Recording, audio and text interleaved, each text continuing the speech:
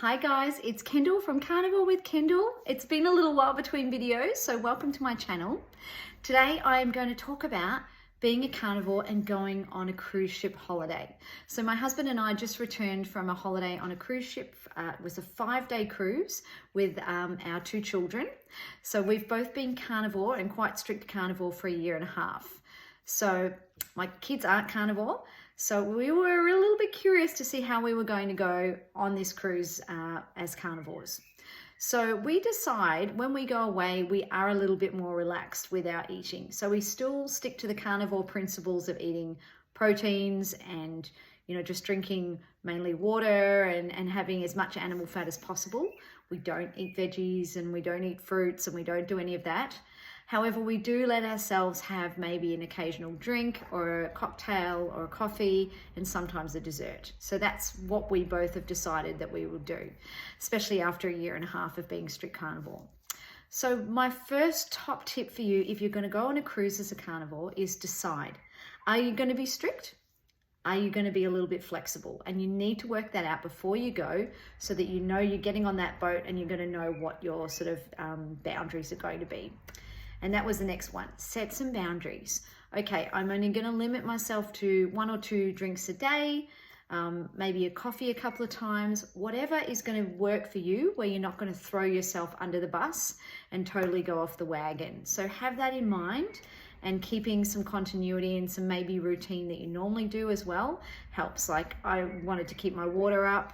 I wanted to keep some exercise in, and I wanted to sleep well while I was away if I was going to have a little bit of a different diet in terms of eating a few extra little special things, which helped. So you want to also understand when we're on a cruise, as you can imagine, there is so many choices for food, and the food is available pretty much 24/7. We all know what it's like getting on a cruise. If you haven't, it's quite an experience. So it's very easy to just go, oh, there's a few cookies there, and there's always something to eat.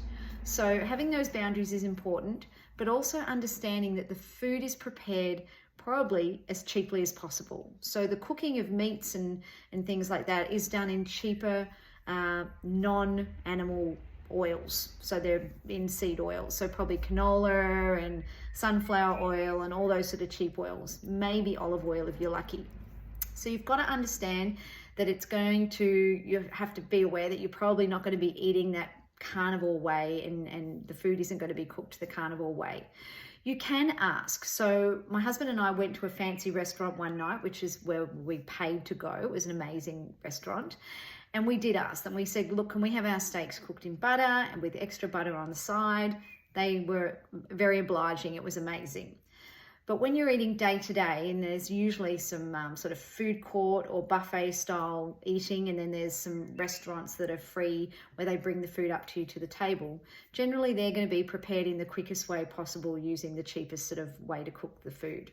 Now we did ask for our bacon, and I asked for my bacon and sausages to be cooked in butter, and the gentleman was lovely, and he said, look, we can do it for you. It's just going to take longer because they've got to send the food back from the table back down, and it takes a little longer for them to do it because it's already sort of pre-prepared in bulk. And we were traveling with our children, so I didn't want them to be sitting at the table waiting for us to get our food. So in that way, we just accepted it and we just did the best we could. I found butter and added butter to my food if I needed to, and that was how we dealt with that. But you certainly could, if you were traveling alone or with other carnivores, you could definitely ask and have your food probably prepared at least in butter, so it's not in the seed oils. My other tip is to be active. Try and be active. Cruises can be you can do as little or as much as you want. The weather on our cruise was a little bit cooler. It wasn't cold, but it wasn't swimming and out in the sun every day. So there were people sitting around and looking at their phones and playing games and playing bingo, which was fun. We did a lot of those things too.